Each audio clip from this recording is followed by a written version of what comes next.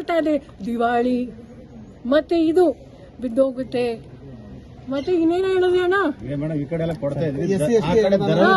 ಈಗ ಅದೆಲ್ಲ ಏನಕ್ಕೆ ಹೇಳ್ತಾ ಇರೋದು ಅಂದ್ರೆ, ಈಗ ಹಸುವೆ ಹೊಟ್ಟೆ ಉರಿ, ಈಗ ನಮಗೆ ಒಳ್ಳೆ ಹೆಸರು ಬರ್ತಿದೆಯಲ್ಲ, ಈಗ ನೀವು ಕೇಳಿಸ್ಕೊಂಡ್ರಿ ಒಳಗಡೆ.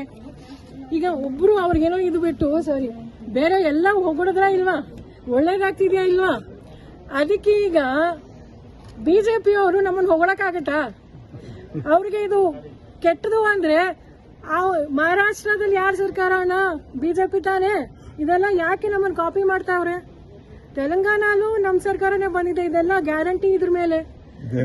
ಡೆಲ್ಲಿಯಲ್ಲಿ ಈಗ ಅವ್ರ ಸರ್ಕಾರ ಬಂದಿದೆ, ಈಗ ಯಾವುದು ನಿಲ್ಸಲ್ಲ ಅಂತ ಹೇಳಿದ್ರು, ಅದು ಇನ್ನೂ ಜಾಸ್ತಿ ಹಣ ಮಾಡೋರೆ. 2,500 ಎಲ್ಲ ಮಾಡೋರೆ.